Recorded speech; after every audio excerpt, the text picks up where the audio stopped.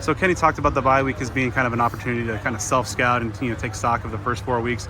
Over that time, over the bye week, what are some of the things that and you looking back at your play and maybe the play, the offense as a whole, that really kind of jumped out over the bye week?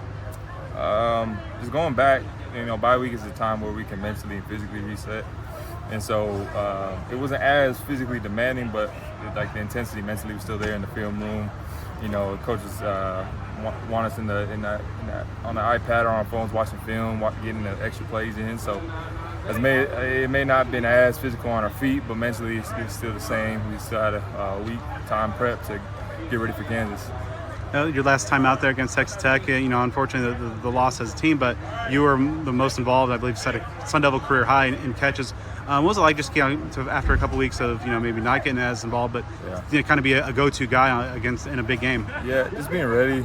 That's a testament to all the receivers. Like, we all want to see each other eat, and sometimes your number's called, sometimes your number isn't. That's part of being a receiver, is just being humble enough to block for your guys. And most of the time you play 70 plays in a game, 90% of the time you're blocking. So what are you doing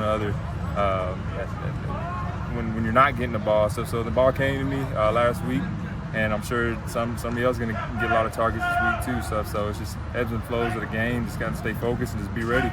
Run every route like it's your last. Kind of with the ebbs and flows, the passing game overall has had some big moments and also some areas where that just wasn't really connecting. And over the bye week, what are some things that maybe you guys identified as to get the passing game more consistently on track? Just timing, bro. Just everything just takes practice. Just getting together after practice, like Sam just staying after, throwing with his guys, just getting the extra reps in. It's just pitch and catch, man.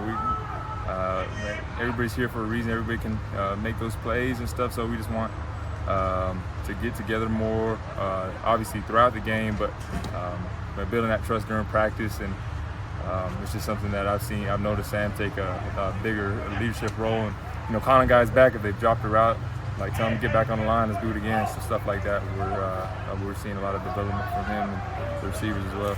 Kind of along those lines, where have you seen the biggest growth in Sam from, taking that first snap in week one to now he's got 4 starts under his belt? Yeah, he's had to grow up fast and collegiate wise, and he's got a great quarterback coach, behind his back, got his back, and you got Coach Dillingham obviously there, and he's developing fast. He's 19. That people see people on.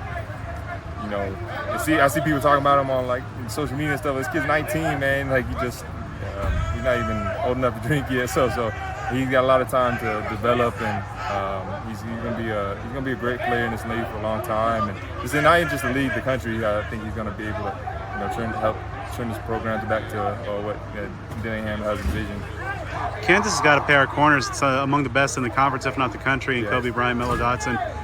What kind of jumps out to you about the upcoming matchup and the guys that you'll be facing squaring off of? Yeah, that's what you want, man. A lot of people, have them as Sunday players. I think so too. After watching the film, they're long, athletic, good feet, and they're involved in the run game. It's gonna be a fun matchup. That's what you want, man. When scouts turn on the tape, they want to see how you do against players like this and stuff. So this is what you train for.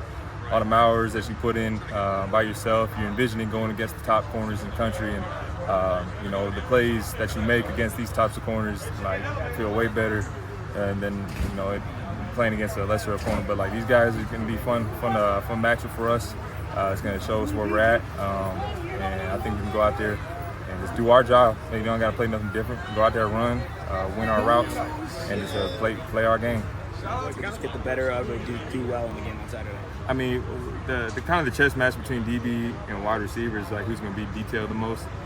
As for receivers, are we going to get to our depths? Are we going to hold our lines? Are we going to run back to the ball? And I'm sure on the other side, as DBs, it's just are they going to, be able to do their job, what their coach should do? So it's just a battle of who's more disciplined. And obviously size and athleticism helps a lot, but that's why we're getting the reps, getting that film room, seeing, watching those plays, getting down our steps, and just routine catches, routine pitch and catch routes on the air, stuff like that. So it's just being more disciplined. Who's gonna do their job on Saturday?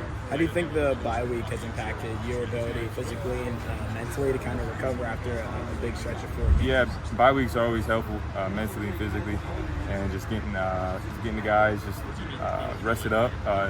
getting little knick-knack injuries, guys healed up, and then just getting that film book and getting that playbook. So on Saturday you can just play free.